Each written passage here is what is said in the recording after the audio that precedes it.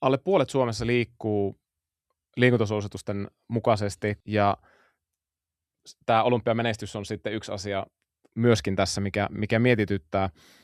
Mitä sä ajattelet, Mika, missä tilassa tämä meidän liikunta- ja urheilukulttuuri Suomessa on?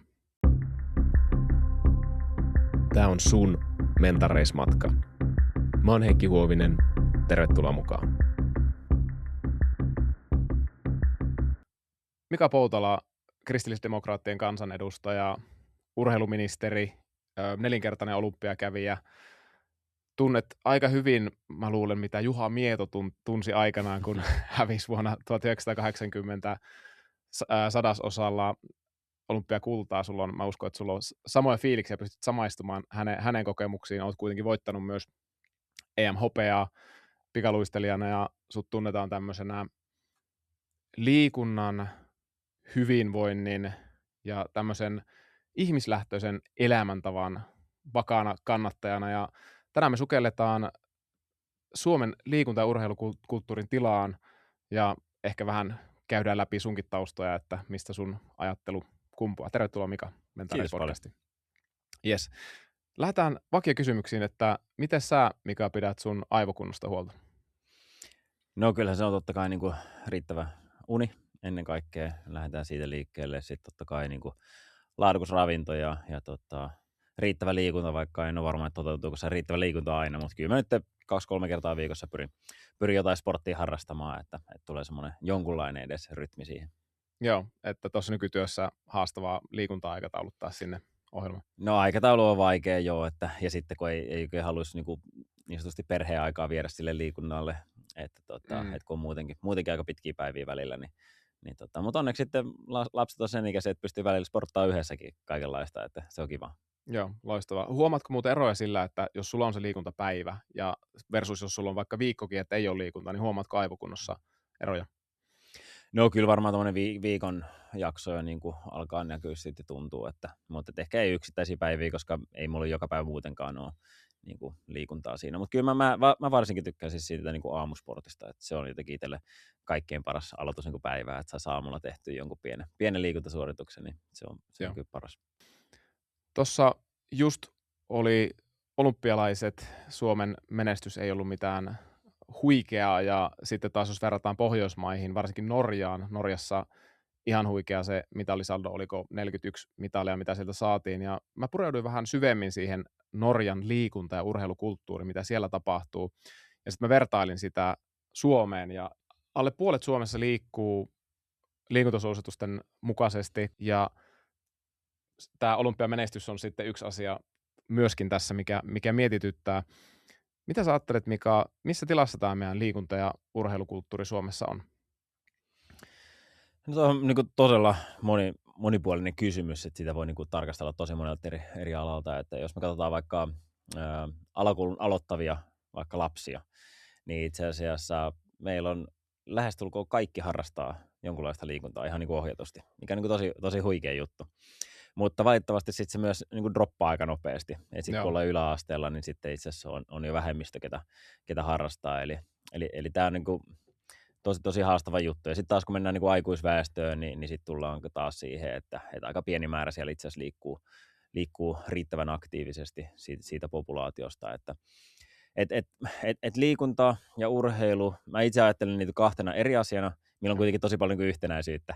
Mutta jos puhutaan niin kuin urheilusta, niin silloin puhutaan kilpaurheilusta, tavoitteellisesta urheilusta, liikunnasta, niin puhutaan liikuntaa voi olla sekä niin kuin, ihan niin kuin harrastustoimintaa liikuntana, tai sitten sulla voi olla, että sä liikut ihan niin kuin omaehtoisesti ja mietit itse tavallaan, miten sä liikut ja milloinkin. Joo. Mutta että onhan meillä ei ole semmoista samanlaista kulttuuria kuin Norjassa. Et ei meillä ole niin kuin jotenkin tapana, että kun tulee viikonloppu vapaapäivä, niin lähdetäänpä vaeltamaan, mikä se taas on Norjassa, tai hiihtämään. Että se ei jotenkin niin kuin ole kuulunut meidän kulttuuriin, mikä on tosi sääli tietysti mielessä, että itse pyrin nimenomaan perheeseen tuomaan sitä kulttuuria ja tapaa, että hei, että kun meillä on yhteistä vapaa-aikaa, niin sitten keksitään jotain tekemistä, ja meille se on talvella se on luistelua, laskettelua, ehkä joskus hiihtoa, kesällä se on sitten niin kuin retkeilyä, frisbeegolfia, fudiskentällä olemista ja kaikkea tämmöistä näin, että on paljon semmoisia asioita, mitä pystytään tekemään yhdessä, mutta jos sä et aktiivisesti sitä edistä, niin ei se myöskään synny itsestään. Joo, tästä on tutkimusta myös, että lapsuudessa opitut liikuntatavat niin aika hyvin sitten säilyy aikuisuuteen ja toisaalta toisinpäin, että lapsena jos paljon saa pystyvyyttä, hyviä kokemuksia liikunnasta, tai anteeksi, jos ei saa sitä pystyvyyttä ja hyviä kokemuksia, niin silloin epätodennäköisempää myös aikuisena se liikkuminen. Eli se on tosi tärkeää, mitä vanhemmat tekee siellä lasten kanssa, että se on yksi iso juttu, mutta sä sanoit tuossa liikunta ja urheilu, että ne on kaksi eri asiaa. Tämä on liikuntatieteilijänä tämä läikähdyttää mun sydäntä, koska ensimmäisenä päivänä, kun mä menin liikuntatieteelliseen, niin dekaani Lasse Kannas meille paalutti sieltä, että hei, muistakaa opiskelijat, liikunta ja urheilu, ne on kaksi eri asiaa. Ja tämä on tosi tärkeä juttu itse asiassa psykologisesti. Urheilu, ei kaikki välttämättä tykkää oikeasti semmoisesta kilpailullisesta toiminnasta. Urheiluhan on määritelmällisesti liikuntaa, joka tähtää kilpailuun. Ja liikunta on kaikkea motorista toimintaa, missä liikutetaan meidän ruumista. Ja sitten taas liikunta, se on ihan kaikille. Ja tämä on semmoinen oma missiokin vähän, että hei, että kaikki löytäisi sen oman niin kuin liikuntainspiraation, liikuntajutun. Ja se ei tarvitse olla sitä urheilua, kun mehän käytetään urheilua ja liikuntaa synonyymenä. Nämä on tärkeitä nämä sanat, nämä pienet nyanssit, että jos mä puhun urheilusta, mutta mä en tykkää kuitenkaan siitä kilpailusta ja tämmöistä toiminnasta, niin mä saatan samalla vähän niin kuin demotivoida itteeni. Sitten taas joillekin se urheilu on tosi motivoivaa, mahtavaa, voidaan mennä niin kuin senkin sanan kautta, niin tämä on aika tärkeä erotus kuitenkin. On todella tärkeä ja sen takia tavallaan sitä liikkumista onkin ruvettu puhumaan monilla eri termeillä. Joo. Että jos ei ole se liikkuminen, niin voisiko se olla niin kuin liikkeen lisääminen tai aktiivisuus tai niin kuin, ja sitten monesti puhutaan tavallaan niin kuin pystyvyydestä, erilaisista asioista, mitkä tavallaan niin kuin, tietyllä tavalla niin kuin puhutaan samasta asiasta, mutta nimenomaan yritetään saada se ehkä negatiivinen niin kuin vire siitä pois, mikä joltain on tullut ehkä koululiikunnasta tai jostain muusta ja tullut semmoisia huonoja vaikutelmia. Että just, että voitaisiin jotenkin kiertää ne psyykkiset ja henkiset tavallaan niin kuin blokit, mitä siihen liikkumiseen on. Koska liikkumista tarvitsee kaikki, just niin kuin sä sanoit. Mutta liikkumista voi olla se, että sä valitset portaat hissin sijasta. Liikkumista voi olla se, että sä päätät mennä kauppaan se kilometrin tai 2 kilometrin matkan kävellen tai pyörällä, etkä sillä autolla aina. Ja sitten esimerkiksi nyt jos puhutaan liikkumisesta, niin just tämä, että miten lapset menee kouluun. Että meillähän varsinkin isoissa kaupungeissa näkyy paljon sitä, että kilometrin tai 2 kilometrin matkat, niin isät ja äidit vie autolla siihen koulun pihalle asti ja siitäkin jää tavallaan se mahdollinen liikkuminen pois. Ja itse tein aika nuorena, tai silloin kun lapset oli aika nuori, niin tehtiin se päätös, että autolla mennään vaan poikkeustilanteissa. Ja muuten mennään sinne kävellen tai pyörällä, että oli keli mikä keli. Ja se ensimmäinen kuukausi oli vaikea. Silloin se oli jatkuvasti sitä taistelua, kun se oli tavallaan vähän niin kuin poikkeus tai tämmöinen. Mutta sitten kun se meni perille, niin se on ihan itsestäänselvyys. Ei siinä tarvitse niin keskustella asiasta. Joo, siinä oppii jo tavan sitten siihen, että käytetään kehoa liikkumiseen ja se kantaa sitten pitkälle tosi hyvä. Jos ajatellaan Suomea ja Norjaa, nyt me tuossa alussa vähän vertailtiin niitä, ja se on aika mielenkiintoista, kun tutkin sitä, mitä Norjassa tehdään, niin esimerkiksi 12 ikävuoteen mennessä, niin siellä ei ole kovaa kilpailua ja tulospainetta. Ja tämä pitää nyt erottaa se, että ei se tarkoita sitä, etteikö sillä kilpailtaisi. Että lapsethan rakastaa semmoista vapaata kilpailua, ja nehän automaattisesti tekeekin sitä niin kuin yhdessä.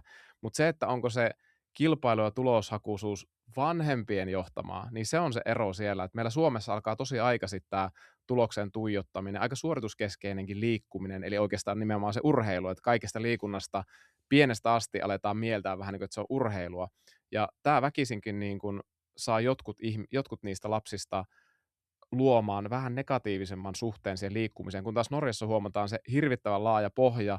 Periaatteessa siellä onkin, että liikkumisen ilo kaikille. Se on se kantava periaate, että halutaan kaikki innostumaan liikunnasta ja ei pelätä kilpailua toisaalta, mutta ei ylikorosteta sitä.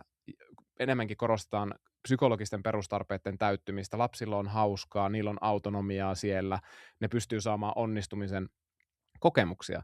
Ja kaikki lapset, jotka saa näitä, niin mahtava pohja sinne tulevaisuuteen sitten jatkaa sitä tapaa. Ja mä ajattelin, että Suomessa me vähän ehkä mennään suorituskeskeiseen harmaat irvessä ja tuijotaan sitä tulosta pikkusen liian aikaisin. Kyllä, ja mä voisin poistaa tuon pikkusen liian aikaisin, vaan tosi paljon liian aikaisin.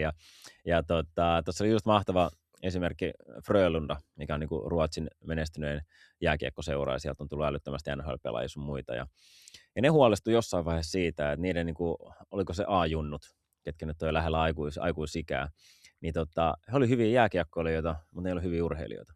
Joo. Että ne ei niinku, jos heittää palloa 5 metrin päästä seinään, ne ei saanut kiinni sitä. Tai ne ei saanut kuperkeikkaa. Jotain niinku perusasioita, mitkä tavallaan niinku kuuluu tämmöiseen niinku perusliikkumiseen ja motoriikkaan. Kyllä. Ja he huomasivat, että se on ollut niin niinku yksitoikkoista se niiden harjoittelu. Että he tekevät tavallaan karhun palveluksen siitä niinku ihmisille. Ja he teki tämmöisen ison muutoksen, että sinne tuli semmoinen tavallaan niin kuin systeemi, että joukkueharjoituksia saa olla ainoastaan, oliko se 2 kertaa viikossa. Joo. Ja nimenomaan kannustettiin sitten sen alueen kanssa, tehtiin semmoinen sopimus eri seurojen kanssa, että kannustetaan siihen, että harrastetaan monta lajia päällekkäin, eikä vaan niin kuin yhtä lajia.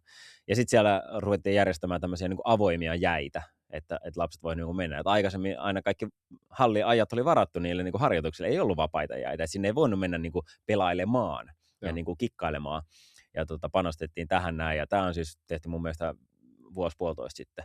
Ja olisi tosi makea kuulla, että minkälaista niin kuin palautetta sieltä on tullut, koska niin kuin, Suomessahan se haaste mun näkökulmasta on ollut se, että miksi me ollaan ajauduttu niin aikaiseen erikoistumiseen ja niin aikaiseen niin kuin tavallaan huippu-urheilutyyppisen harjoitteluun, on se, että vanhemmat on vaatinut sitä.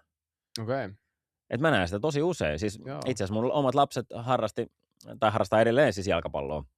Mutta 2-3 vuotta sitten, niin siellä alkoi tulla niin iso painetta niin seuralle vanhemmilta, että hei, että ne haluaa nyt ammattivalmentajan niin näille 8-vuotiaille, ja nyt pitää kehittyä tässä näin enemmän, ja me ei pärjätä riittävästi, me pitää treenata enemmän, ja sitten seurat teki sitä, mitä vanhemmat pyysi, ja tehtiin ammattiseura niin sanotusti, ja palkattiin 7 ammattivalmentajaa seuraa, ja kuukausimaksut tuplaantui, joka tarkoittaa sitä, että automaattisesti sieltä tietenkin tippuu sitten ne, kellä ei välttämättä ole enää varaa siihen hommaan.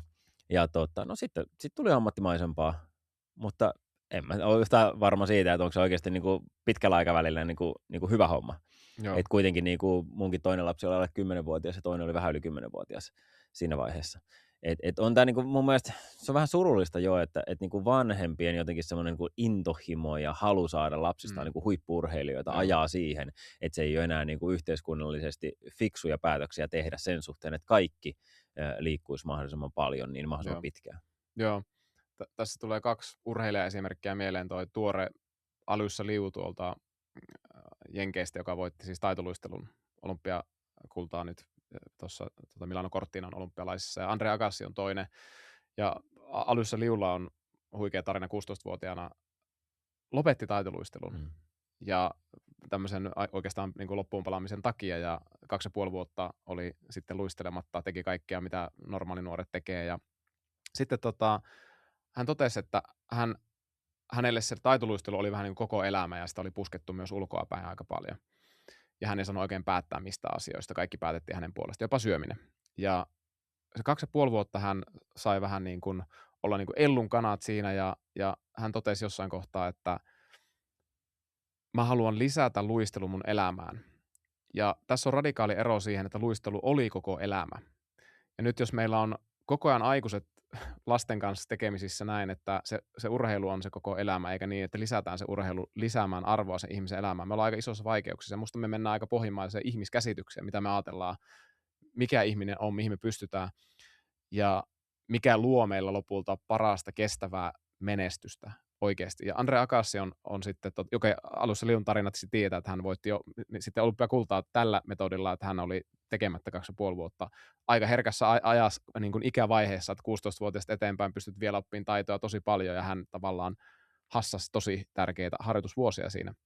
Andre Agassi toinen esimerkki, pääsi maailman ykköseksi, mutta sitten tippui sijalle tyyliin 140 aika pian sen jälkeen, kun pääsi sinne maailman ykköseksi. Hän oli nimenomaan isän puskemana. Isä oli teipannut pingismailaa käteen tyyliin vauvana jo, että hän pystyy niin kuin löytämään sitä lyömistekniikkaa lapsesta, ja häntä oli puskettu siihen juttuun. Ja sitten kun hän pääsi siihen, kaikki menetti merkityksensä, kauhean spiraali alas, maailmanlistalla 140 ynnä muut niin kuin, tilalle, ja siitä lähti hänen matkaan, ja lopulta hän löysi uudestaan suhtautumisen siihen tennikseen, vähän samalla tavalla kuin Alyssa Liu, että hän kuitenkin löysi semmoisen rakkaussuhteen tietyllä lailla omista sisäistä motivaatiosta käsin. Ja sitten hän löysi sen kestävän menestyksenkin ja pystyi pitkään olemaan itse asiassa huipulla sitten vielä sen jälkeen. Että jotenkin meillä ehkä menee puurot ja vellit sekaisin, että me haetaan niin kuin sitä voittoa. Että se on niin kuin kaikkein korkein arvo. Ja jos se on näin, niin paradoksaalisesti me ei itse asiassa välttämättä saa sitä kestävää menestystä. Voidaan saada yksittäisiä highlightteja, ja jotkut harvat poikkeukset voi menestyä vähän pitempäänkin, mutta mitkä on ne mielenterveysseuraukset, mitkä on seuraukset sille ihmiselle pitkällä aikavälillä? Tämä on se iso kysymys. Just näin. Joo, nämä on hyviä esimerkkejä, ja Andre Agassi kirja Open, ihan huikea kirja, yksi parhaista, urheiluelämänkerroista, mitä itse lukenut, se on niin avoin siinä ja kertoo siitä. Se oli niin kuin tosi makea. Toisaalta tosi surullinen esimerkki, niin kuin sanoit justiin. Mutta tämä on jotenkin niin kuin tosi vaikea asia, koska niin monella ihmisellä on se käsitys, että sun pitää tehdä tällä tavalla, mitä ollaan nyt tavallaan niin kuin tehty jo aika kauan Suomessa. Että ei ole muuta vaihtoehtoa, vaikka me nähdään selkeästi nimenomaan näitä esimerkkejä, että on myös muita vaihtoehtoja. Tämä Norja-esimerkki on niin kuin tosi hyvä siihen, että se tavallaan niin kuin se kulttuuri, se pohjautuu siihen liikkumiseen niin kuin kokonaan, ja siellä on sitä perheiden yhteistä niin kuin liikkumista nimenomaan tosi paljon. Ja sitten me voidaan tietenkin aina vetää, että no siellä on tosi paljon tätä vuorilla liikkumista, tämmöistä ei meillä ole vuoria, mutta ei se ehkä siitä ole kiinni. Että meillä just tietyn lajin tavallaan niin kuin mahdollisuutta ei ole, mutta meillä on upea luonto, meillä on niin kuin hirveästi mahdollisuuksia. Ja mä oikeastaan puhua paljon myös siitä, että nimenomaan siitä, että miten me saadaan lapsille se liikunnallinen elämäntapa. Ja sen pitäisi lähteä jo siinä vaiheessa, kun pariskunta saa lapsen. Ja mun mielestä siellä niin kuin neuvoloissa pitäisi lähteä puhua siitä, että hei, että minkälainen vanhempien liikunnallinen elämäntapa. Jos sitä ei ole, niin vanhemmat tarvitsee sitä apua. Niinpä. Koska on aika, niin kuin sanoin tuossa aiemmin, että on aika epätodennäköistä, että se lapsi jostain muualta saa sen liikunnallisen elämäntavan, jos sitä ei ollenkaan ole sillä perheessä.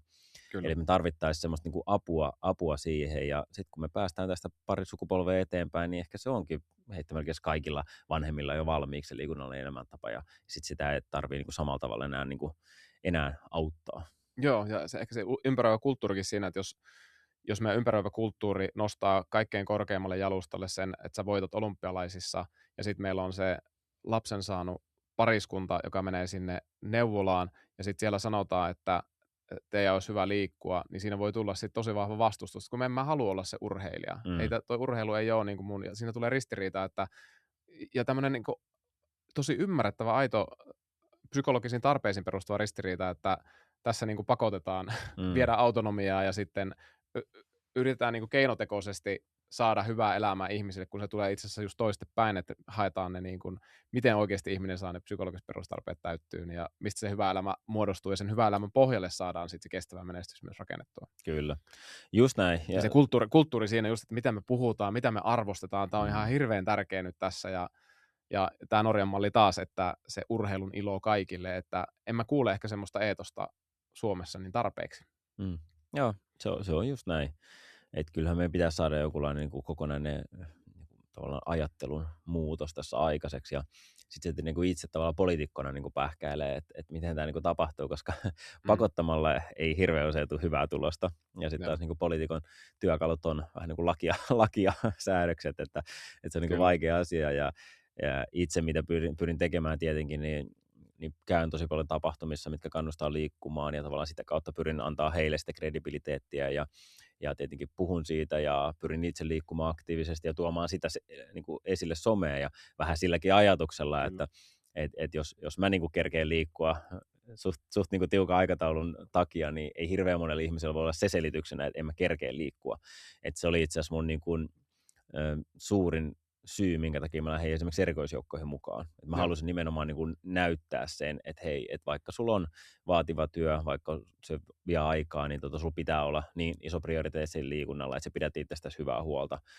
Senkin jälkeen, että on lopettanut urheilua, että mä tiedän paljon urheilijoita, ketkä lopettamisen jälkeen enää liiku ollenkaan. Että ei se ole niin kuin mikään itsestäänselvyys tai automaatio, että entiset urheilijat niin kuin jatkaa liikkumista. Joo, niinpä.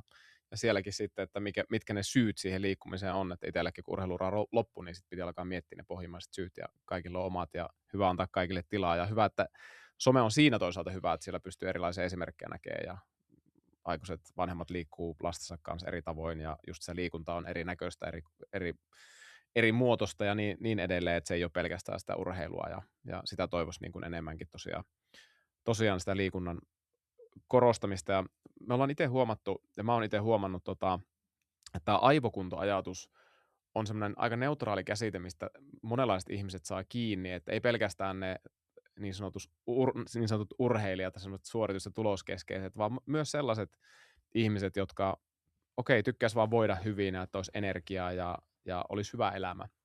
Et se aivokunto on semmoinen, niin kuin, että me kaikki kuitenkin halutaan, että meillä olisi ajatuksen kirkkaus ja pystyttäisiin tekemään hyviä päätöksiä ja mieli olisi riittävän vapaa huolista. Ja kuitenkin liikunta, me tiedetään tutkimuksista, se on yksi ylivoimaisesti voimakkaimmista tekijöistä, mitkä vaikuttaa ihan sieltä mielenterveydestä sinne keskittymiskykyyn asti. Ja yksi oma missiokin on tuoda tätä liikuntaa ja mikä vaikutus sillä on tähän, että miten meidän pää toimii. Varsinkin kun mietitään tekoälyaikakautta, jossa nämä ihmisen inhimilliset ominaisuudet, mitkä tulee nimenomaan aivoista, nousee niin isoon arvoon, koska jos me käytetään niitä ihmisaivojen potentiaaleja niin hyväksi kuin me voidaan, niin tekoäly tekee sitten kaiken meidän puolesta. Et meidän aivot on kuitenkin tosi spesiaali verrattuna vaikka eläimiinkin, että me pystytään niinku, luomaan asioita ja miettimään asioita kompleksisesti, me pystytään samaistumaan toiseen ihmiseen ja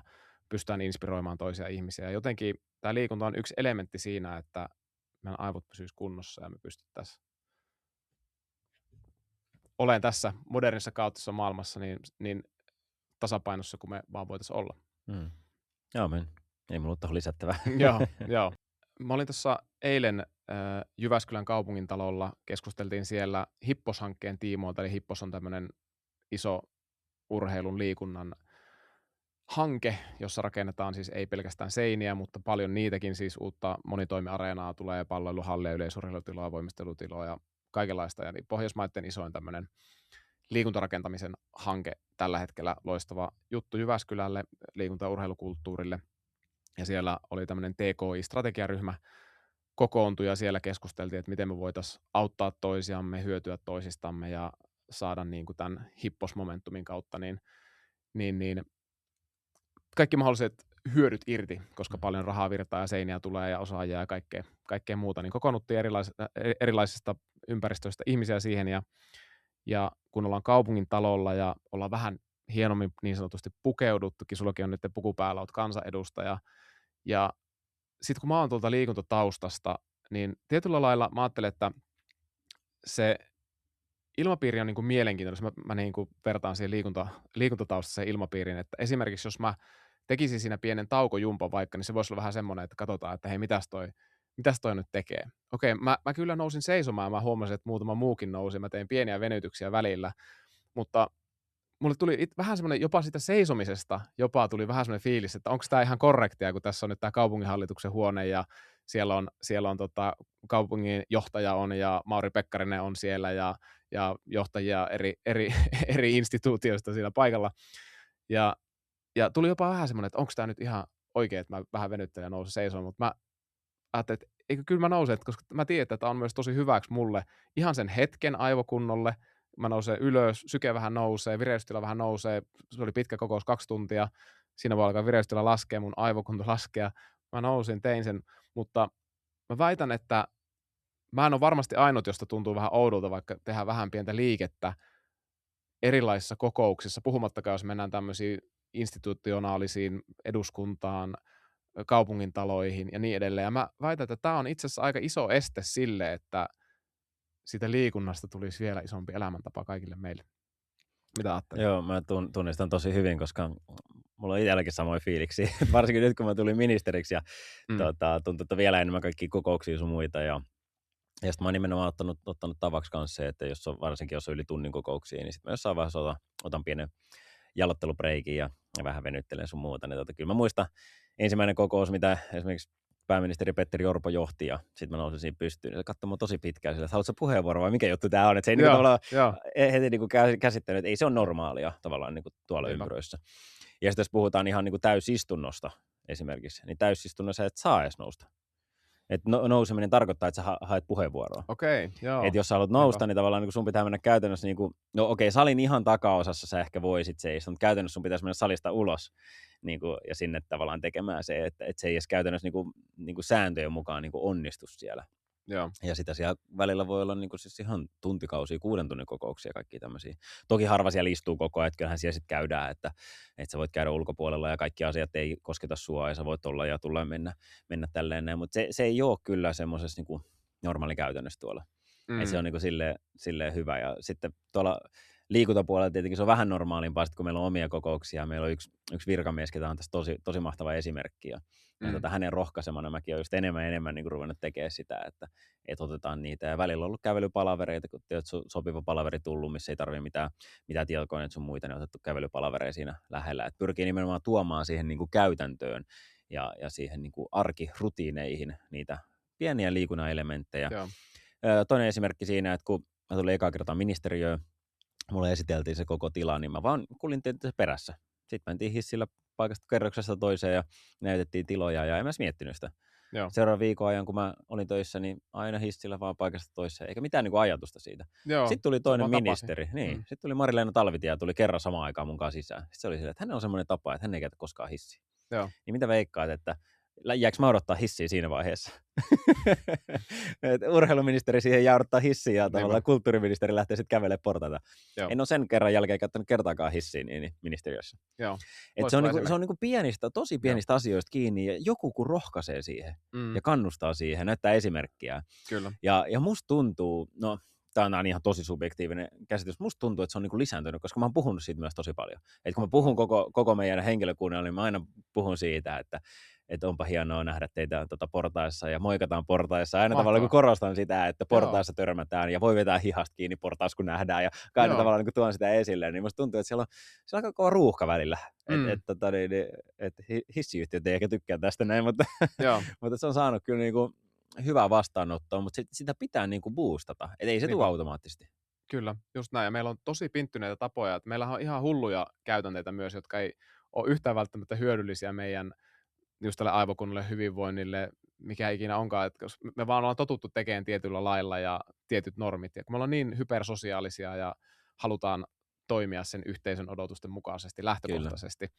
Ja tämä on tosi tärkeää joskus tehdä jopa semmoisia vähän epämukavia, että onko tämä nyt sopivaa, mutta jonkun pitää olla se pioneeri ja tienraivaa ja sitten muutkin hommat, että okei, tämä on ok, ja nyt kuitenkin kun mennään siihen tutkimukseenkin just, että se liikunta hyödyttää niin paljon, ihan se akuutti, vaikka se, että nouset vaan ylös tai meet ne portaat ja vähintään se myöskin saattaa auttaa sua ylläpitämään sun kuntotasoa, että se kunnon ylläpitäminen on yllättävän helppoa verrattuna kunnon kehittämiseen, mutta kunnon menettäminen on helppoa, jos sä yhtään liiku. Kyllä.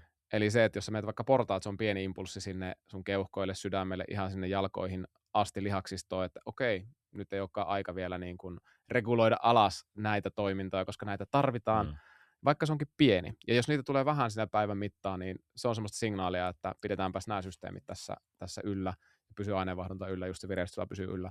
Ja mä ajattelen itse sitä myös näinkin, että ihan sen työpäivän aikana voi tehdä vähän intensiivisempiäkin sessioita, ja siitä on taas näyttöä, että juuri niistä intensiivisistä, jossa vähän tulee niin kuin hapotustakin, niin on meidän aivoille eniten hyötyä, että se vaikuttaa nimenomaan tämmöiseen molekyyliin kuin BDNF, mikä on tämmöinen aivojen kasvutekijä, ja se näyttäisi olevan, että se on vähän korreloi tämän laktaattipitoisuuden kanssa, että miten paljon lihaksissa nousee happamuus, eli pitää olla riittävän intensiivinen, että sillä vähän happamuus nousee, ja siitä tulee BDNF, ja sillä on positiivisia vaikutuksia muistikeskukseen ihan tuonne etuotsalohkoon asti, missä tehdään meidän fiksut päätökset, ja mä oon sen verran härski kaveri, että mä en sit käy suihkussa, ja se on kuitenkin aika pieni hiki, jos tekee vaikka 5 minuutin semmoisen lyhyen session, pieni lämmittely siinä, ja sitten vaikka punneruksia tai leuvuvetoja, tai joskus jotain burpee-juttuja, mutta kyllä se sitten ihan huomaakin siinä olossa, ja se vaikkapa burpeiden tekeminen toimistossa voi olla semmoista karsastusta aiheuttavaa, mutta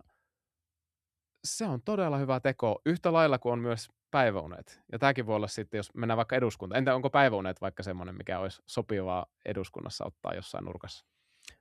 Siellähän eduskunnassa oli hirveä kohu tuossa joku, olisiko 5 vuotta sitten, kun sinne ostettiin torkkupeitot ja miten paljon ne maksoi. Mutta siinähän oli vähän tämä idea justiin, että siellä olisi mahdollisuus niinku ottaa, että kyllähän niinku, mun käsityksen mukaan niinku kaikilla siis kaikilla edustajillahan on työhuoneet, mutta siellä on mun mielestä myös semmoinen sohva, just missä mahdotuisi ottaa niin kuin vähän lepäämään kyllä. Että täytyy sanoa, että en ole hirveän usein käyttänyt, mutta muistan ensimmäisen ministeripäiväni, että se lähti hirveän aikaisin aamulla ja sitten se venyti, että kun illalla oli vielä TV-haastattelut sun muut. Ja mä muistan, kun oli kaikki tämmöiset viralliset protokollat menty ja oltiin vasta jossain puolessa päivässä.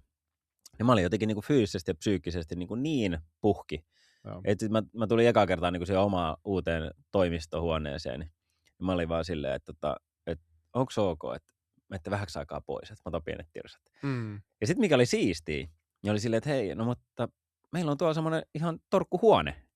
Et mä en tiedä yhtään, mutta siis ministeriössä löytyy ihan semmoinen torkkuhuone, missä on valmiina siis ihan kunnon sängyt ja kaikki, ja saa ihan pimennettyä huonetta. Mä otin siellä semmoista 45 minuutin tirsasta sitten niin siinä välissä, ja sitten taas jatkettiin hommiin, mutta että se oli aika makea, että kyllä siellä on niin mietitty tommosia asioita, että välillä ne päivät on niin älyttömän intensiivisiä, että sit jos siellä on se pieni breikki, niin sitä kannattaa väliin miettiä, että kannattaako lähteä sporttaamaan vai kannattaisiko ottaa vaan niin pieni breikki päiväunet, että se riippuu tietenkin sitten kokonaisrasituksesta ja kaikesta muusta, että kumpi on parempi. Mutta että, niinpä, ja joskus ne kulttuuriset tekijät estää, mutta ihan loistavaa, että eduskunnassakin on tommosia mahdollisuuksia, että se on normalisoitua, että voi ottaa päiväunet. Eikä sitä kukaan näe siellä eduskunnassa, kun ne on omassa huoneessa suljettu työhuone, niin se kukaan näe, mitä siellä tekee, niin se on silleenkin antaa se mahdollisuuden vielä helpommin, kun se ei edes tarvitse olla niin kuin sosiaalisesti hyväksyttyä, että sä teet se. Niinpä, jos ajatellaan tätä liikunnan ehkä liian suorituskeskeistä kulttuuria, mikä on johtanut meillä ehkä liikumattomuuteen ja jopa sitten sinne urheilumenestykseen asti, kun karsitaan motivoituneita ihmisiä pois, kun ollaan liian suorituskeskeisiä liian aikaisin, niin ehkä tämä suorituskeskeisyys voi näkyä myös tämmöisissä ajatuksissa, että, ja tähän päiväuneenkin liittyen vaikka, että vasta sitten sä oot hyvä työntekijä, kun sä oot tosi väsynyt sen työpäivän jälkeen. Ja tämä näkyy itse asiassa meidän kyselydatasta myöskin, että yli 50% työntekijöistä kokee, että heillä ei ole riittävästi energiaa arjen harrastuksiin työpäivän jälkeen. Ja tämä voi olla vähän siellä vielä taustalla just tämä, että tämmöinen malli ja mentaalinen skeema, että nyt mä oon ollut hyvä työntekijä, mä oon tosi väsynyt. Ja sitten taas kun mietitään sitä päiväuntaa, että sä virkistyt ja sä et olekaan välttämättä väsynyt työpäivän jälkeen, niin se voi olla vähän jopa semmoinen ristiriitainen siihen kulttuuriseen odotukseen peilattuna. En tiedä, mitä ajattelet. Joo, kyllä mä niin kuin tunnistan ton. Ja sitten meillä on tietenkin tosi erityyppisiä niin kuin työtehtäviä, mitkä sitten vaikuttaa siihen, että ootko sä niin kuin fyysisesti tosi väsynyt tai mentaalisesti niin kuin tosi väsynyt. Että et molemmathan on niin kuin haastavia ja molempien suhteen tavallaan niin kuin lepoa tarvii siihen. Mutta on oikeastaan niin kuin yksi suuri syy, että minkä takia mä pyrin ajoittamaan mun liikunnan sinne aamuun. Että sitten vaikka sä oot väsynyt sen työpäivän jälkeen, niin sitten ei enää tarvitse lähteä sinne, vaan sitten sä voit ottaa rennommin sen. Ja totta kai siis pyrin säästämään myös niin kuin virtaa sitten vielä perheelle sinne, että jää perheellistä virtaa, mutta täytyy sanoa, että yleensä kun lapsilla on sitä virtaa, niin kyllä se sitten tietenkin syttyy, vaikka olisi miten puhki siinä lopussa, mutta sitten se on myös paljon itsestä kiinni, että kun lapset menee nukkuun, niin jäät se itse vielä sinne telkkari ääreen niin yömyöhään katsotaan sarjoja vai menet siitäkin aikaisin nukkumaan. Että sehän on omista niin kuin teostakin lopulta. Joo, niinpä. Sä tuossa eriytitkin hienosti tuommoista, että on mentaalinen ja sitten tämmöinen fyysinen väsymys. Voi olla, että aivot väsyneet tai sitten on myös se keho kokonaisvaltaisesti väsynyt. Että meillä on vähän kahta erilaista, että joskus henkisesti, kognitiivisesti raskaan työpäivän jälkeen voi tehdä mieli heittäytyä sohvalle, koska sulla ei ole enää semmoista tahdonvoimaresurssia lähteä sitten sinne liikkumaan, mutta itse sun kehossa voi olla vielä aika paljonkin paukkuja, ja sitten kehoa käyttämällä, kun jaksat vaan ottaa sen yhden potkun itsellesi, että otat nyt siitä, ei nyt niskasta kiinni, mutta ranteesta kiinni, että älä jää tähän, koska sitten sun iltakin tulee olemaan paljon parempi, kun lähdet tästä liikkumaan. Ja se on tosi tärkeä erottaa, että onko nyt aivoväsymystä, onko kehoväsymystä. Voi olla, että on niin paljon kehoväsymystä, että on vaikka 2 viikkoa nukkunut vain 4 tuntia, ja silloin varsinkaan kova liikunta ei välttämättä ole kovinkaan toimivaa enää siihen kohtaan, tai sitten on ollut paljon fyysistä rasitusta, on kehoa käyttänyt paljon, niin sekin voi olla se tilanne, mutta että on tosi tärkeää tunnistaa se oma juttu ja koittaa tehdä se, mikä on itselle just kaikkein hyödyllisintä, ja tuo aamuliikunta on tosi hyvä, varsinkin jos on vähänkään aamutyyppi, koska se auttaa nimenomaan sen vireystilan ylläpitämisessä koko päivän ajan itse asiassa. Me tiedetään, että aamulla on hyvä, kun saadaan kunnon piikki sinne vireystilaan, niin se itse asiassa kantaa, ja monilla on tämä kokemuskin, että kun aamulla liikkuu, ja tähän itse pyrkii, että sato tai paisto, niin tuli lunta tai mitä vaan, niin pyörällä töihin ja sitten pyörällä takaisin töistä joka päivä, ja se on kyllä hyvä sellainen ankkuritapa, kun on 3 tyttöä kotona, niin niin jää sitä aikaa mullekin. En sentään hiihä kesät, talvet töihin, mutta pyörällä kuitenkin. Joo, toi on tosi hyvä. Ja sitten, että miten usein, kun sä lähdet illalla tekee jonkunlaista niin kuin pientä liikuntasuoritusta, niin miten usein tulet sen jälkeen niin kuin himaa ja oot sille, että ei olisi kannattanut. Niinpä. Että aika harvoin, että yleensä niin kuin paranee olo sen aikana, mutta siinä pitää tietenkin olla silleen itsetuntemusta, että minkä tyyppinen liikunta sopii siihen hetkeen. Että kyllä sekin voi käydä, jos se sitten tavallaan niin kuin, jostain syystä vaikka rankaset itseäsi liikunnalla tai muuta, mitä itse en oikein niin kuin kannata missään tilanteessa. Mutta joo, liikunta monen asiaan niin tekee hyvää ja varsinkin jos on tämmöinen rutiini, niin sehän on kaikkein paras. Sitten kun voi hyvin kuvitella, että itsekin harrastan jonkun verran työmatkapyöräilyä, mutta se ei ole mulle semmoinen rutiini, että mä joka päivästä teen. Mutta sitten jos se olisi ja sitä tekisi, niin eihän sitä ajattelisi liikuntana. Mä muistan, kun jossain vaiheessa niin kuin, mä johonkin haastatteluun, kun ne kysyivät, että miten paljon sä niin kuin liikut, niin sitten mä mainitsin just kaikki semmoista niin kuin, tavallaan niin kuin treenit, mitä mä teen. Mutta en mä edes muistanut, että mähän pyöräilen niin kuin töihin, koska mä en ajatellut sitä jotenkin liikuntana, vaan se on vaan niin kuin liikkumismuoto. Niin se on tottunut urheilijana siihen, että ne on semmoisia niin sanottuja treenitreenejä, että se on siellä ohjelmassa ja sitten sä teet, sä vaan liikut sitten, eikä se ole semmoinen ohjelmoitu treeni. Joo. Niinpä. Joo. Ollaan puhuttu nyt liikunnasta ja aivokunnosta ja sä nyt kun oot ministerin roolissa, niin missä sä lähtisit nyt liikenteeseen, että saataisiin tämmöistä jotenkin tosi positiiviseen ihmiskäsitykseen pohjaavaa ihmisten aivokuntoa edistävää toimintaa nyt nimenomaan tässä liikunnan kontekstissa niin edistettyä? Sen kun tietäisi. Siis toi on oikeasti tosi vaikea kysymys ja se on myös tosi niin kuin jakava kysymys. Ja mä huomaan, että vaikka sen ei pitäisi olla, niin se on myös poliittinen kysymys. Mä muistan ennen kuin mä olin ministeri, niin puhuttiin, jos ollaan niin kuin terveydenhoidon kuluista. Ja sitten mä pidin semmoisen puheenvuoron, että on myös ilmainen tapa niin säästää terveydenhuollon kuluista. Et sillä, että jokainen meistä voisi vähän enemmän nukkua, söisi vähän laadukkaammin ja liikkuisi vähän enemmän. Joo. Niin siitähän tuli ihan hirveä kalapaliikki, että eihän nyt ihmistä voi niinku syyllistää, että ei kaikki pysty liikkumaan, ei kaikki pysty siihen ja tähän. Ja siitä tuli niinku semmoinen jotenkin poliittinen taistelu, kun mä jotenkin ajattelin nimenomaan, että mun mielestä on hyvä muistuttaa ihmisiä, että hei, että sä pystyt myös itse tekemään tosi paljon. Ymmärrän, että on olemassa semmoisia sairauksia, että ei vaikka pysty liikkumaan tai erilaisia asioita. Voi olla myös masennusta sun muuta, mikä niin kuin, estää sitä, missä tietenkin masennuksessahan liikunta olisi todella hyvä niin kuin lääke. Joo, sitä on tutkittu aika paljon versuslääkkeet. Juuri näin.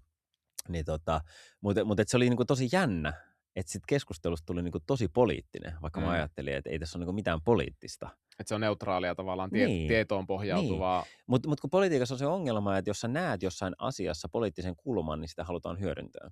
Ja tässä nyt se poliittinen kulma oli se, että miten paljon nyt on yksilön vastuulla ja valtion vastuulla niin kuin asiat. Joo. Ja sitten taas kun toisessa ääripäässä niin kuin ajatellaan, että valtio on vastuussa kaikesta ja toisessa ääripäässä ajatellaan, että yksilö on vastuussa kaikesta. Ja itse ehkä on vähän semmoinen niin kuin keskiverto ajattelija, että molempia on totta. Että suurin osa ihmisistä pystyy tavallaan niin kuin kantamaan sen vastuun pääasiassa itse. Sitten meillä on myös pieni porukka, ketä ei pysty kantamaan sitä vastuuta, kenestä totta kai valtion pitää huolehtia. Mutta mitä jos se suurin osa ihmisistä niin kuin pystyisi vähän parantamaan omaa tilannettaan, niin silläkin olisi valtava merkitys meidän niin kuin sosiaali- ja terveyskustannuksiin. Mutta se oli jännä, minkälaisen kierteen se keskustelu sitten otti. Joo.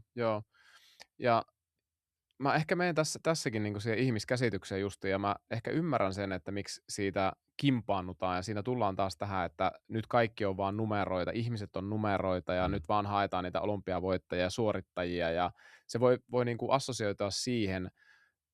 Toisaalta se voi olla myös sitä, että ajetaan omaa poliittista agendaa, eikä oikeasti haluta hyvää. Se voi olla toki semmoistakin, että se voi olla se politiikka, se olympiavoitto, että se on kaikkein isoimmalla jalustalla, että mitä ihminen oikeasti haluaa ja mikä se ihmiskäsitys siellä pohjalla on. Mutta että, niin, mitä sä ajattelet? No, niin, mä luulen, että politiikka on politiikkaa ja siihen kuuluu niin kuin tietynlainen semmoinen niin kuin pelaamisen juttu, mitä mä en tykkää. Mä kaikille sanoin, että en mä itse asiassa edelleenkään tykkää politiikasta, vaan mä haluan vaikuttaa asioihin.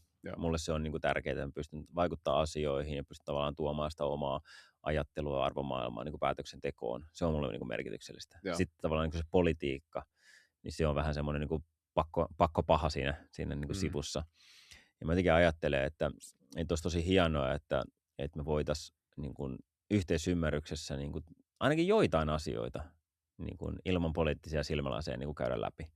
Ja sanotaan, että puolustus, niin kuin turvallisuusasioissa, niin meillä on aika hyvä tämmöinen niin kuin yhteisymmärrys niin kuin tässä maassa. Ja jos mietitään niin kuin terveydenhoidosta, niin meillä on aika hyvä yhteisymmärrys siitä, että me kaikki halutaan, että meillä on riittävän hyvä terveydenhoito. Sitten keinoista tietenkin ollaan eri mieltä.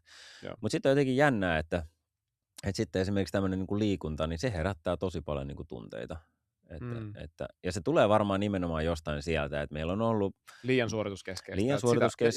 Ja se koululiikuntahan on se yksi asia, mikä niinku nostaa karvat tosi monelle pystyyn. Että on niin huonoja kokemuksia siitä koululiikunnasta, että siellä on valittu joukkueet silleen, että on ollut kapteenit, ketkä valitsee ja aina mä jäin viimeiseksi ja siitä on jäänyt traumat mulle. Tai aina meidät pakotti juoksemaan Cooperia ja se ei ollut yhtään mun vahvuus. Mä olisin mieluummin halunnut vaikka hiihtää tai jotain muuta vastaavaa. Et sieltä on niinku, just se suorituskeskeisyys ja semmoinen niinku mittaaminen ja se mittaamisen ymmärtäminen väärin. Siinä mielessä jotenkin ajatellaan, että mittaamisella yritetään niin kuin asettaa ihmisiä järjestykseen, vaikka mittaamisenhan tarkoitus on nimenomaan se, että sulla on jonkunlainen niin kuin pohjalukema tai se lukema, missä sä oot tällä hetkellä, jos sä pystyt itse vertaamaan sitä, että meneekö tämä mun tavallaan niin kuin esimerkiksi fyysinen kunto hyvään suuntaan vai huonoon suuntaan. Että sehän on niin kuin itseään varten. Ja tänä päivänä mun mielestä esimerkiksi nämä niin kuin MOVE-mittaukset, mitä tehdään kouluissa, niin tämä on aika toimiva systeemi. Ja vielä kun niin kuin sitä pystyttäisiin hyödyntämään vielä paremmin sitten niin kuin näiden kouluterveydenhoidon niin kuin suhteen, että jos siellä nähdään, että on selkeästi haasteita vaikka fyysisessä kunnossa tai liikkuvuudessa tai muuta, niin se pystytään nostamaan niin kuin myös terveydellisenä asiana esille ja tukemaan sitä. Tämähän menee mun mielestä niin kuin hyvään suuntaan, mutta meillä on tosi paljon ihmisiä, kenellä on niin kuin liikunnasta tämmöisiä niin kuin traumoja ja huonoja kokemuksia, ja se vaikuttaa niin kuin ihan läpi elämän. Joo, toi on noussut monissa omissa asiakaskeisseissä kanssa, että ne huonot kokemukset siellä liikuntatunnilla, ja sitten toi mittaaminen on kyllä kaksiteräinen miekka, ja mun yksi lempi tämmöisiä lauseita liittyen mittaamiseen on, että kun mittarista tulee tavoite, se ei ole enää hyvä mittari. Ja siinä tullaan tähän taas siihen suorituskeskeisyyteen, että se tulos, se numero on se arvoasteikon tärkein asia. Ja jos se on näin, niin me optimoidaan kaikki tekeminen sen perusteella ja me voidaan uhrata vääriäkin asioita sen perusteella ja voidaan saada lyhytkestoisesti jotain hyvää, mutta siinä sitten tuhotaan aika monta muuta asiaa. Että nämä on aika isoja juttuja ja mä mietin, että tämä menee semmoiseen arvohierarkiaan just, että me monesti puhutaan arvoista, mutta arvothan ei, jos ne on kaikki sama arvoisia, niin sit ei ole oikea arvoja, vaan niissä on hierarkia. Mikä on se korkein arvo, mikä on sitten seuraava, mikä on seuraava ja seuraava. Ja taas palataan Norjan malliin. Kilvoittelu on yksi siellä, mutta ei se ole ykkösenä siinä tekemisessä, vaan onnistumisen kokemukset on paljon ylempänä ja sitten se kilpailu voi mahdollistaa niitä onnistumisen kokemuksia myös siellä ja itsensä haastamisia ja myös pettymyksen käsittelyä. Se on tosi tärkeä oppia häviämään myös urheilu, tuo tämmöisiäkin elementtejä. Ja itse asiassa nyt voitaisiin heittää niinku, oikeastaan niinku sun, mitä urheilu on sulle opettanut. Ja mä alussa sanoin, että sulla on ehkä tämmöinen Juha Mieto-sympatia korkealla tasolla. Voisitko kertoa sitä storiaa, että sulla hävisit oliko se 100 sekunnilla hävisit olympiapronssia Koreassa vai kuinka tiukka se oli, mutta mä haluaisin kuulla ehkä ton story ekaksi ja mennään sitten vähän sun, mitä urheilu on sulle opettanut. Joo, voisin kertoa itse asiassa 2 storya. Toinen liittyy Juha Mietoon. Nimittäin mä olin, olisiko ollut 2016-17, niin mä hävisin MM-mitallin 6/1000. Okei. Ja seuraavan päivän iltapäivälehdessä oli haastateltu Juha Mietoa ja kysyttiin, miltä Mika Poutalasta tuntuu. Se oli jotenkin niin hauskaa, että ne ei kysynyt multa, miltä tuntuu, vaan kysyi Juha Miedolta. Ja mä muistan ihan yhden lauseen, mitä Juha Mieto sanoi. Ja Juha Mieto sanoi, että ei tämmöisiä taakkoja anneta kannettavaksi semmoisen ihmisen harteille, ketä ei sitä pystyisi kantaa. Wow. Ja se oli jotenkin musta makea, että Juha Mieto oli nähnyt musta jotain semmoista henkistä vahvuutta, että toi jätkä kyllä pystyy tämän kantaa. Okay. Ja toki sitä oli edeltänyt se tosiaan, että 2010 vuoden olympialaissa mä itse asiassa hävisin 3/100 olympiamitalli. Joo. Ja mä hävisin uudestaan 3/100 2018. Eli mä oon 2 kertaa elämässäni hävinnyt 8 vuoden välein olympiamitalin 3/100, mikä on siis noin 47 senttiä matkassa. Luistellaan vähän yli 60 kilometriä tunnissa. Niin nämä oli tavallaan ne niinku semmoiset isot niinku täpärät kokemukset mun niinku urallani. Ja se ensimmäinen kerta 2010 se pettymys, siis se oli ihan niin kuin valtava.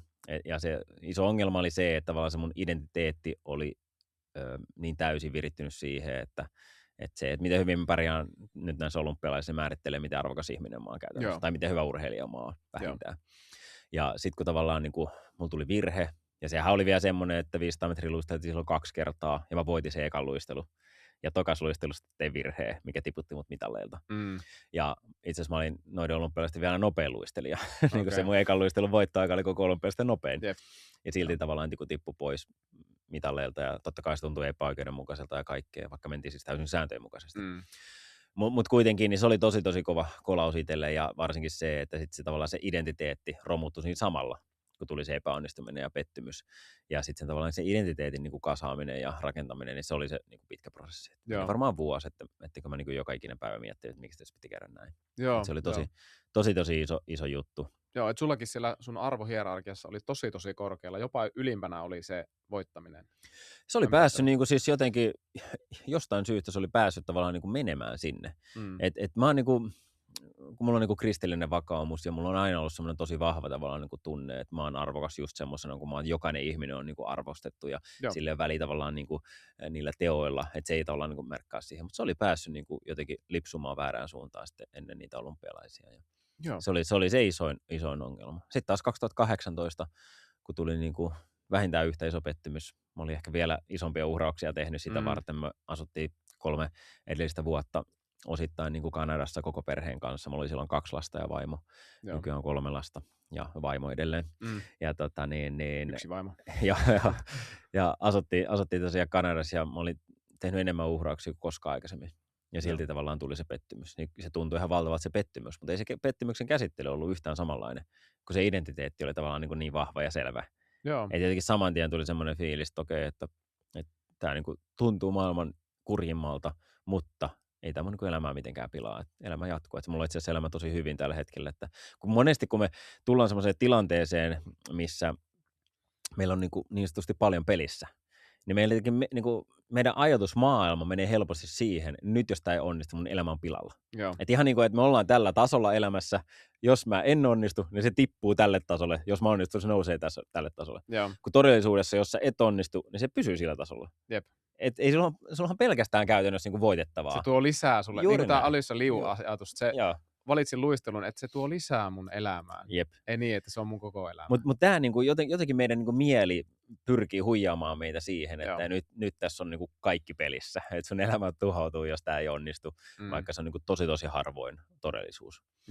Niin ehkä tavallaan tämän ymmärtäminen myös jo ennen kisoja. Mä muistan, kun mä ennen tätä 2018 olympialaisia, niin kun mä mietin ihan oikeasti pitkään sitä, että mikä on pahinta, mitä voi tapahtua. Sitten mä rupesin niin kuin luettelemaan, pahinta on se, että mä 5 metrin startin jälkeen mulla osuu terän kärki maahan ja mä liuun mahallani siinä ja sitten kuuluttajat sanoo, että Mika Poutala floppasi ja lehdissä kirjoitetaan ehkä, että jälleen epäonnistui jälleen ja mitaleilta. Ja totta kai se varmaan tuntuu pari päivää niin kuin ikävältä, mutta ei mun itse asiassa elämä siitä ihan hirveästi muutu. Et elämä itse asiassa jatkuu ihan samanlaisena, sit, kun se pienimuotoinen kohu siitä laantuu. Eli ei tässä ihan hirveän niin kuin vakavista asioista ole niin kuin kysymys. Et se on niin kuin, mutta kun mä kävin tämän niin kuin keskustelun, niin tiputin niin kuin tosi paljon paineita. Tiedätkö, ei mulla ole mitään muuta kuin voitettavaa, just näin niin kuin sanoit. Että niin kuin, mulla on mahdollisuus nyt tuoda mun elämään niin kuin jotain lisää. Ja jos mä en saa sitä lisää, niin itse asiassa mun elämä jatkuu tosi hyvällä mallillaan. Niin se oli jotenkin niin kuin tosi vapauttava fiilis sille lähteä siihen kisaan, kun mä tajusin, että ei tässä ole niin kuin semmoista painetta, mitä niin kuin joskus ajatellut. Miten paljon vaikka Juha Miedon sanat kannattelisit tuossa hetkessä, että kun sä olit aikaisemmin kuullut ne tavallaan, että sä oot semmoinen mies, joka kestää tämän ja se itse asiassa rakentaa sua jopa vahvemmaksi, niin kaikuuko ne sulla vielä jotenkin siellä taustalla? En mä oikeastaan osaa sanoa. Ehkä se oli sitä rakennusmatkaa, niin kuin, mikä oli ollut siinä matkan varrella. Se tuntui niin kuin hienolta, että joku on nähnyt semmoista mussa, mutta ei sitten ehkä semmoiseksi jäänyt, että mä sitä niin kuin mietin hirveästi sen jälkeen. Se tulee näissä hetkissä aina mieleen, kun joku kysyy, että... Siinä hetkessä on ollut semmoinen hyvä lohduttaja. Oli. Ilman muuta. Okei. Tuliko sulla sitten tässä arvohierarkiassa just semmoista, tavallaan, että ne arvot siellä ollut ja se hierarkia ollut olemassa, että se ihmisyys ja ihmisen arvo on niin kuin se ylin, eikä se voittaminen ja se menestyminen, mutta että se on vähän pölyttynyt. Se oli sulla vähän pölyttyneenä ehkä se järjestys, niin kirkastuiko se tavallaan näiden pettymysten jälkeen siitä vielä enemmän se arvohierarkia, vai mitä siinä tapahtui? No mä itse ajattelen itse asiassa asiaa enemmän niin kuin identiteetin kautta kuin arvojen kautta. Joo. Et mä jotenkin ajattelen tavallaan, että mihin sun niin kuin identiteetti perustuu. Ja mä oon jotenkin ajatellut silleen, että meillä elämässä pitää olla joku semmoinen niin kuin ydinidentiteetti, mikä on tavallaan se vahvin identiteetti. Että sulla on joku tavallaan, mihin sä niin kuin nojaat. Ja sen pitäisi olla jotain semmoista, mikä on muuttumatonta, mitä ei pysty muiden sanat tai teot tavallaan niin kuin vaikuttaa. Eli että se ei voi oikeasti, että se ei voi olla sun niin kuin työpaikka, koska jollain on aina mahdollisuus tavallaan vaikuttaa sun työpaikkaan tai sun pankkitilin saldo tai muuta vastaavaa. Että siellä olisi joku semmoinen ydin. Ja sen ytimen tavallaan niin kuin ympärillä alkaa rakentua sitä sun identiteettiä. Ja sitten siihen tulee tavallaan niin kuin työpaikkaa ja harrastuksia ja mitä sä nyt haluatkaan tavallaan niin kuin rakentaa siihen. Mutta myöskin sen ymmärtäminen, että itse asiassa kukaan muu ei pysty rakentamaan sun identiteettiä, ellei et saa heille luvan siihen. Ja tavallaan niin kuin, tämähän on semmoinen, mitä ihmiset ei hahmota, kun mä sanon, että miten niin anna luvan. Mä sanon, että sustahan voidaan sanoa ihan mitä tahansa, mutta jos sä itse hyväksy sitä ja tavallaan niin kuin samaa mieltä siitä, niin ei se ole osa sun identiteettiä. Identiteetti tarkoittaa sitä, että mitä sä itse ajattelet itsestäsi. Ja silloin ei kellään muulla ole niin kuin mahdollisuutta vaikuttaa siihen. Niillä on mahdollisuus niin kuin pyrkiä vaikuttamaan sun mielipiteisiin itsestäsi, mutta loppupeleissä sä päätät, otatko sä heidän puheensa niin kuin tavallaan tosissaan tai otat sä siitä vaarin, vai ajatellaan, että itse asiassa toi ei tunne mua ihan täysin. Toi ei tiedä, mikä niin kuin tässä on kysymys. Ja mä itse päätän, että toi ei ole osa mun identiteettiä, vaikka musta sanotaan noin. Joo. Ja tämä on niin kuin hirveän tärkeä, mutta tämä vaatii tietenkin hirveästi niin kuin tavallaan semmoista omaa reflektointia. Tämä oli hyvä, kun sä jossain vaiheessa sanoit, että ihminen on siitä erikoinen olento verrattuna eläimiin ja kaikkeen muuhun, että me pystytään niin kuin meidän aivoilla tavallaan niin tekemään erilaisia asioita. Ja yksi tärkeimmistä asioista, mitä me pystytään tekemään, on, että me pystytään ajattelemaan meidän ajatuksia. Kyllä. Metakognitio. Ja tämä on semmoinen asia, mitä ei opeteta missään oikeastaan, mistä ei puhuta mitään, mutta täällä on niin kuin hirveä hyöty meidän elämässä, jos me halutaan niin kuin pysähtyä näiden asioiden ääreen ja miettiä tavallaan nimenomaan sitä, että minkälainen ihminen mä haluan olla, minkälaisia ajatuksia mulla on. Haluanko mulla tällaisia ajatuksia? Jos mä en halua, niin mitä mun pitäisi tehdä, koska meidän ajatuksiin pystyy vaikuttamaan. Sä et pysty vaikuttaa siihen, että mitä ajatuksia sulle hetkellisesti tulee, mutta tavallaan sä pystyt niin kuin vaikuttaa siihen, että mitä ajatuksia sä tavallaan niin kuin uskot ja otat itsellesi. Ja sitten kun sä tavallaan niin kuin toistat erilaisia ajatuksia itsellesi ja haluat muuttaa sun elämää johonkin suuntaan, niin rupeaa myös muuttamaan sun ajatuksia. Mutta nämä on sellaisia asioita, mitä ei koulussa opeteta ja mitä ei ole tavallaan niin kuin silleen kattavasti esillä ja olemassa. Ja se on yksi ehkä haaste, miksi me ollaan aika impulsiivisia, miksi me suhtaudutaan ihmisten mielipiteisiin niin kuin tosi rajusti ja ne vaikuttaa meidän elämään ja kuormittaa. Versus, että jos sä tiedät, että hei, mä oon oikeasti tämmöinen ja tähän mun elämä perustuu, voi olla, että joskus mä teen asioita, mistä ihmiset on eri mieltä ja ne voi sanoa mua vaikka minkälaiseksi, mutta ei sen pitäisi horjuttaa meidän niin kuin minuutta missään vaiheessa, että jos meillä on tavallaan niin kuin vahva identiteetti, vahva itsetunto ja me tiedetään tavallaan mihin se perustuu. Ja jos tämä ajattelu jää tekemättä, niin sitten se oman identiteetin niin sanotusti ounaaminen voi olla tosi hankalaa, koska sitten sieltä kaikki TikTok-feedit, Instagram-kelat, mitä tulee, niin ne pääsee vaikuttamaan, jos et sä pysähdy siihen, että mikä tämä juttu nyt olikaan. Kyllä. Ja siis sanotaan, että varsinkin tässä ammatissa, missä itse on tällä hetkellä niin kuin kansanedustajana ja ministerinä, niin sitä palautetta tulee aika valtavasti. Ja se tulee aika paljon myös niin kuin erimielistä palautetta. Sulla pitää olla aika niin kuin, tavallaan niin kuin, jos sulla ei ole niin kuin oikeasti paketti kunnossa niin kuin tavallaan niin kuin henkisellä puolella, niin tämä on todella raskas työ. Mutta sitten tavallaan jos sulla on, jos sä oot sinut itsesi kanssa ja sulla on hyvä itsetunto, niin sä pystyt seistä aika hyvin niin kuin omien päätösten ja ajatusten takana, vaikka tulee tosi paljon niin kuin erimielisiä tavallaan niin kuin ajatuksia ja mielipiteitä ja sua voidaan nimitellä vaikka miksikään. Ja varsinkin kun mennään vähän nimimerkin takaa, niin siellä ei hirveät filttereet ole päällä sitten enää. Mutta että ei niiden tarvitse niin kuin antaa vaikuttaa siihen itseensä. Totta kai mä ymmärrän, että voi hetkellisesti tuntua pahalta ja se voi tavallaan viedä vähän mielen matalaksi, mutta jos tavallaan niin kuin sisin kuitenkin pysyy silleen puhtaan, sä tiedät tavallaan niin kuin mitä sä oot tehnyt ja minkä puolesta sä seisot, niin kyllä se sitten siitä pääsee yli. Joo. Miten sä harrastat tätä ajattelua itse? No mä oon lukenut niin kuin tosi paljon kirjallisuutta, että mä olin itse asiassa aika vanha jo, mä olin ehkä joku 25-vuotias, kun mä innostuin niin kirjan lukemisesta. Joo. Sitten mä rupesin lukemaan tosi paljon kirjoja ja mulla oli semmoinen 7 vuoden ajanjakso, että mä luin vähintään 50 kirjaa joka vuosi. Ja silloin mulla oli niin tosi paljon elämänkertoja, tietokirjoja, siis mielentoimintaa, ravinto, uni, liikunnan vaikutuksia ihmiseen ja sitten myös paljon niin kuin, tavallaan henkisen puolen asioita. Ja silloin mä tavallaan niin kuin, kävin tosi paljon semmoista niin kuin, itse työskentelyä näiden kirjojen avustuksella siitä niin kuin, omien ajatuksien niin kuin, vaikuttamisesta ja omaan tavallaan niin kuin, tuntuu itseluottamuksen, omaa identiteettiin ja tein erilaisia harjoituksia niin kuin itse tavallaan niiden kirjojen kanssa. Joo. Ja tämä oli mulle semmoinen tavallaan ajanjakso, mikä kasvatti mua niin kuin, henkisesti niin kuin tosi paljon. Joo. Ja musta kasvoi niin kuin henkisesti tosi vahva tyyppi. Mä sanoisin, että mulla on ehkä luontaisestikin ihan suht niin kuin hyvä semmoinen niin kuin henkinen vahvuus, mutta oli semmoinen niin kuin vielä tavallaan niin kuin hyppäys seuraavalle levelille. Että se oli semmoinen ajanjakso, milloin mä tein niin kuin varsinkin sitä. Ja nyt se on enemmän semmoista, se tavallaan kun tulee niin selkärangasta, että sit sitä niin kuin saattaa olla jossain auton kyydissä ja sitten tavallaan niin kuin käyt vähän näitä asioita läpi. Olet semmoisen helikopteriperspektiivin, niin, mitäs niin just, ja varsinkin silloin, kun on vähän jonkun pienen kohun keskellä, niin sitten tavallaan niin kuin mietit silleen, että okei, että miltä tämä näyttää vuoden päästä.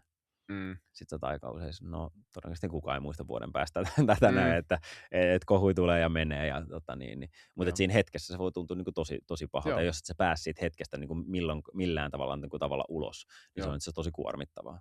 Joo, mutta vähän perspektiiviä voi ottaa tuommoisilla, että mitä vaikka vuoden päästä on. Ja mä ajattelen, että toi ajattelussa on vähän eri vaihteita, että jos me tälleen pelkästään tarkkaillaan, mitä aivoissa menee, niin se on vähän niin kuin semmoinen TikTok-fiidi, että siellä on aika paljon ajatuksia, se on vähän semmoinen sarjatuli meininki, että tulee tosi paljon, mutta kyllä me pystytään pysähtymään niin kuin niihinkin ihan oman pään sisällä, ja jos varsinkin me harjoitellaan sitä, se on yksi taito, että me opitaan tunnistaa ajatuksia ja opitaan irtautumaan ajatuksista, että me ollaan se, joka tarkastelee sitä TikTok-fiidiä, me ei olla se fiidi, me ei olla ne ajatukset, niin kuin sä sanoit, että ne tulee automaattisesti ja voidaan tehdä näin. Ja sitten mä ajattelen, että puhuminen on sitten semmoinen puoliautomaattinen ajattelu, että me tässä puhutaan ja se on vähän hitaampi muoto sitten observoida mun omia ajatuksia ja sä peilaat, mitä mä tässä ajattelen. Ja sitten kirjoittaminen on semmoinen, siitäkin on aika hyvää tutkimusta, että miten hyödyllistä se meille on päiväkirjan pitäminen, kirjoittaminen. Ja itse tuossa mä pidin 3 viikon somelakoon ja siinä pidin päiväkirjaa sitten suuri osa aamuista. Se oli aika mielenkiintoinen. Ekaksi tuli sellainen vähän semmoinen kitka, että vähän hankala lähteä tähän, että tästä ei tule mitään nopeata palkkiota. Mutta kuitenkin sitten muutaman lauseen jälkeen siitä alkaakin tulee semmoinen ihan mukava olo siitä, että hetkinen, tämähän on jotenkin ihan rauhoittavaa ja mä pystyn yhteen ajatukseen keskittyä jotenkin tarkkailemaan. Sitten ajattelee omaa ajattelua niin kuin yksi ajatus kerrallaan, kun se on riittävän hidas se kirjoittaminen ja kun se on vielä fyysistä tekemistä, niin mä jotenkin havahduin itsekin siihen, että tämä on ihan todella hyvä metodi sitten pysähtyä ja mä halusin nimenomaan reflektoida sitä, että mikä mun suhde on someen, miten se vaikuttaa muhun, niin mä lähdin sitä kirjoittamista tekemään ja se oli tosi hyvä. Nimenomaan kirkastaan sitä, että mitä minä pohjimmiltaan ajattelen tästä asiasta, mikä on some. Ja se kirjoittaminen on ihan paras. Oletko sä tehnyt jotain tuommoista? Mä kirjoitan päiväkirjaa koko ajan. Se on mulle ihan tapa kyllä. Ja silloin 2010 sen pettymyksen jälkeen niin yksi asioista, mikä mua auttoi tosi paljon, niin mä rupesin pitää kiitollisuuspäiväkirjaa. Eli mä kirjoitin joka päivästä 3 asiaa, mistä mä oon kiitollinen. Ja mä huomasin, että kun mä olin jäänyt tavallaan siihen, että mä vaan niin kuin velloin siinä epäonnistumispettymyksessä, se oli tosi raskasta. Että sitten kun mä rupesin fokusoimaan niin kuin niihin asioihin, mitkä mun elämässä itse asiassa on hyviä ja mistä mä oon kiitollinen, niin se helpotti tosi paljon. Mutta se on lähtenyt alun perin ihan niin kuin treenipäiväkirjasta ja sitten urheiluuran jälkeen, niin en mä ihan niin kuin putkeen ole pitänyt päiväkirjaa koko ajan, mutta nyt on taas niin kuin useamman vuoden pitänyt päiväkirjaa. Joo, okei. Ja huomaat sen hyödylliseksi. Kyllä mä tykkään sen ja sitten ehkä sitä niin kuin, voisin ehkä hyödyntää sitä vielä enemmän nimenomaan semmoisen vapaaseen ajatteluun. Että se sitten myös, kun siitä tulee niin kuin semmoinen tapa, niin mä huomaan, että se menee hirveän helposti siihen, että sitten sä vähän kirjoitat sitä, että no mitä tapahtuu. Tavallaan mitä on tapahtunut päivän aikana, että semmoinen vähän niin kuin muistiinpanotyyppinen. Että se, mitä mä huomaan, niin välillä tulee semmoinen fiilis, että hei, että pitäisi ottaa niin kuin pidempiä taukoja ja hetkiä, että mä voisin kirjoittaa vähän niin kuin ajatuksia nimenomaan ylös ja semmoista niin kuin reflektointia.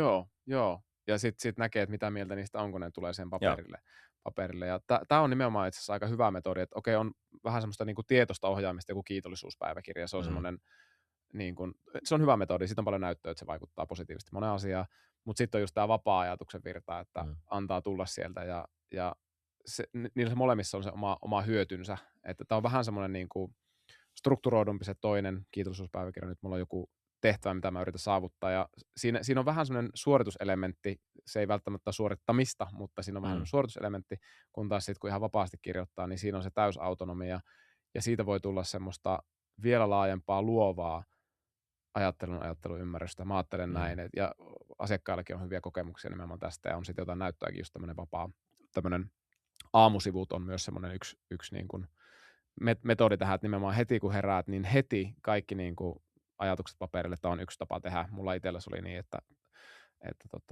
herää, ja yleensä mä herään ensimmäisenä perheestä, niin siinä on rauhallinen aika, ja sitten siinä kirjoittelen. En toki joka aamu tee sitä, mutta se on jotenkin aika vapauttavaa. Joo. Pääsee irti niistä, että ei jää kiinni niihin ajatuksiin, mitä siellä Joo, ilman muuta. Ja sitten niin kuin, mä teen myös niin kuin päiväkirjassa, niin mulla on semmoista niin kuin tavoitteellista tavallaan niin kuin kirjaamista ja mittaamista.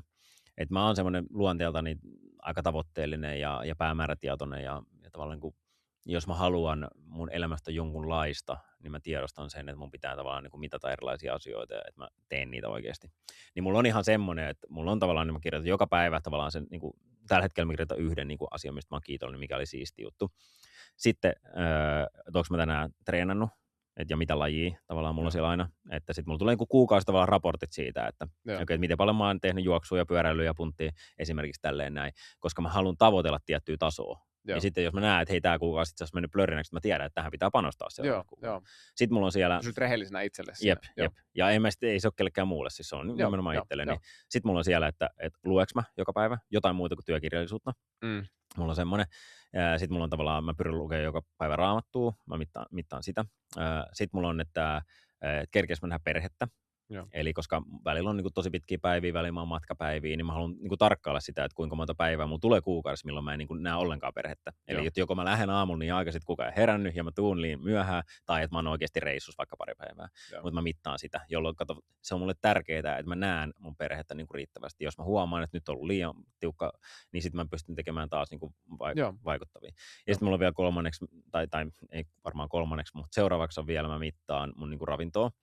Eli tavallaan mä pyrin syömään niin kuin terveellisesti, ja jos mulla tulee niin kuin lipsahduksia, mä syön niin kuin herkkuja, niin sitten mä mittaan aina, että mulle tulee tavallaan sinne vähän niin kuin miinusmerkki. Että totta kai sekin on ok. Että niin sä pysähyt siihen asiaan niin kuin rehellisesti. Ja sitten mä vielä mittaan mun unta.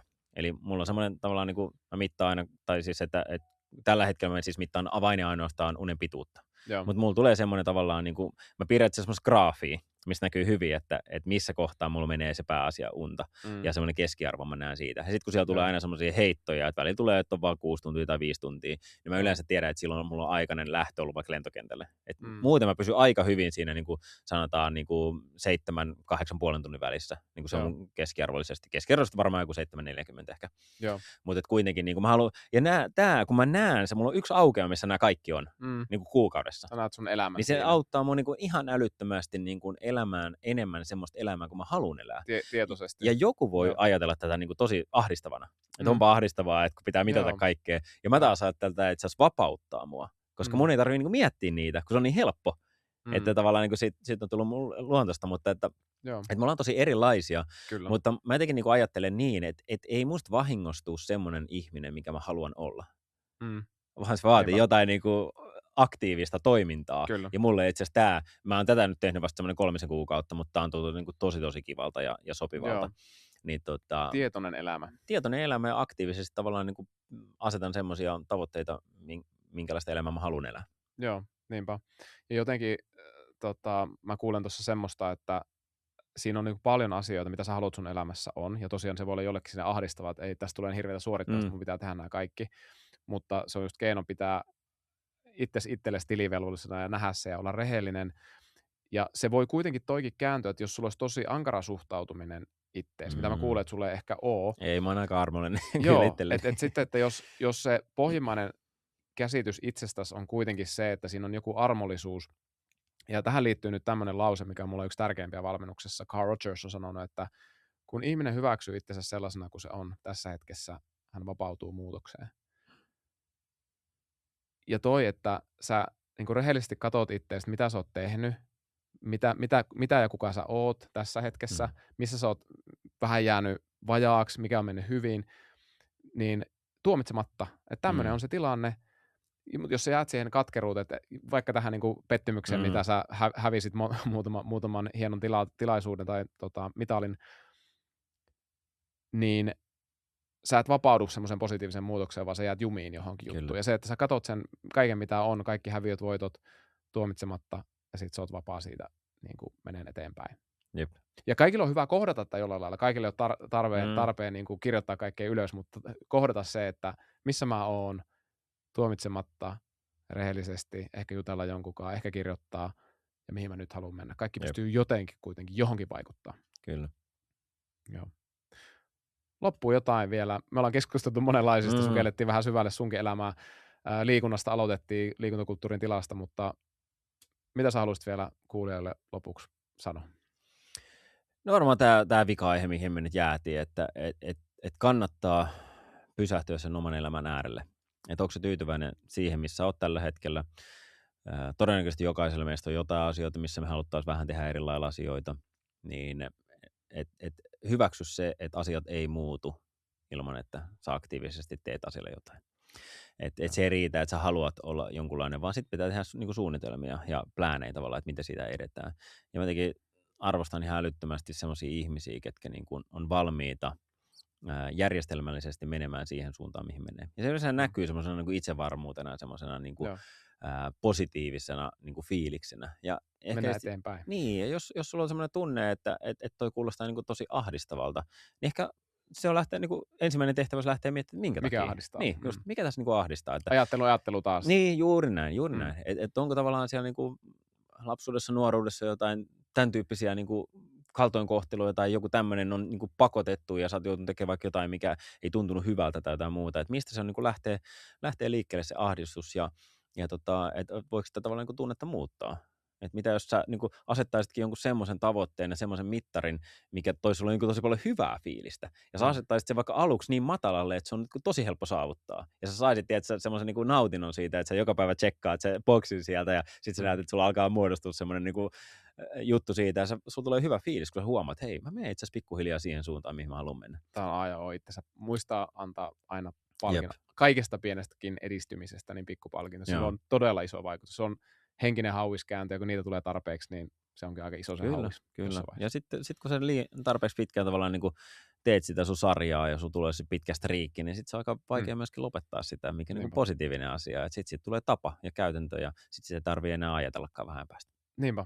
Loistavaa. Kiitos Mika Poutola, kiitos kaikille kuulijoille ja laittakaa kanavaa tilauksen, se auttaa ihan tosi paljon, jakakaa kavereille, voidaan tehdä entistä parempia jaksoja, kun tilaat, jaat, kommentoit, arvostelet. Kiitos siitä, jatketaan seuraavassa jaksossa.